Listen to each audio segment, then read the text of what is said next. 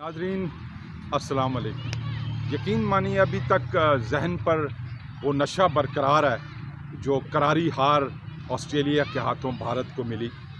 ہم پاکستانی جو فینز ہیں وہ سپورٹس لوننگ فین، ہم اچھی کرکٹ کو سراہتے ہیں، اور جیسے آپ نے دیکھا، میں یہ کہنا چاہ رہا تھا کہ ایک کھیل کا میدان جو ہے وہ امن آشتی کا پیغام دیتا ہے، وہ بھائی چارے کا پیغام دیتا ہے، وہ قوموں کو، معاشروں کو قریب لانے کا کام کرتا ہے۔ مگر نریندر مودی اور جے شاہ کی کیا کوشش تھی؟ وہ جنگی طیارے اڑا کر ہمیں کیا پیغام دینا چاہ رہے تھے؟ حالانکہ ابھی نندن ہمارا مہمان رہ چکا ہے۔ کھیل کے میدان میں جو تنگ نظری، جو تعصب اور جو نفرت پھیلا رہا ہے نریندر مودی، وہ قابل اس تنقید ہونی چاہیے۔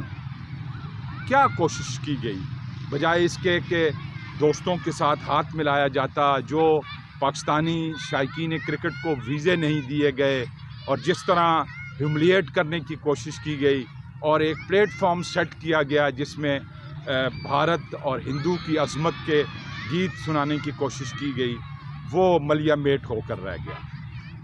میں یہ کہہ رہا ہوں کہ جس طرح ٹریور ہیڈ نے پہلے آتے ہی جس طرح چوکا لگایا تھا کورز میں سے، تو اس نے پیغام دیا تھا کہ آج نہیں، اور پھر 10 مسلسل میچوں میں ناقابل شکست رہنے والا بھارت اس کے غرور پر جس طرح پانی پھرا، وہ دیکھنے سے تعلق رکھتا تھا۔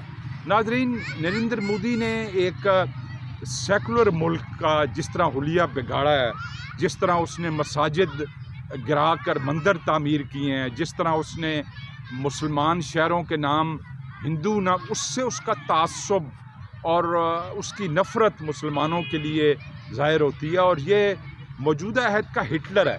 اور جس وقت وہ ٹرافی دے رہا تھا تو آپ اس کا چہرہ دیکھیں، ایک ہی محاورہ یاد آتا ہے کہ سیانی بلی کھمبا نوچے۔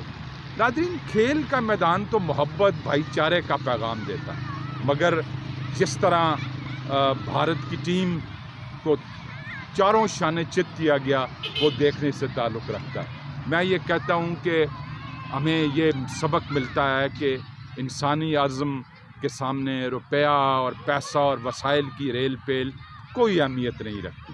ایک جملہ جو بہت ہی ایک باعزت اور معزز قوم کا جملہ تھا، پیٹ کمنگ سے کہا گیا کہ 1.5 لاکھ کا کراؤڈ جب چیخ رہا ہوگا تو آپ کیا کریں گے؟